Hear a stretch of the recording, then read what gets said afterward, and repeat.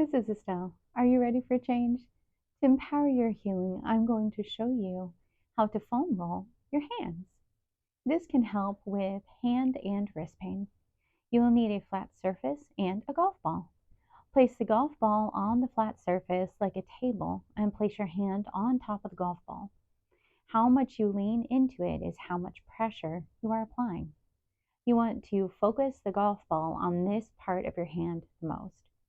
This has the most trigger points, and it's a source of a lot of pain for people. You can do this for 2 to 5 minutes a day, multiple times a day. If you're super tender, use moist heat for 15 minutes before foam rolling. If you are too sore, give it a break. Remember to do as much of this as you can without pain. We are all works in progress. Thank you so much for watching, and of course, you know to do all the things. Reach out if you have any questions.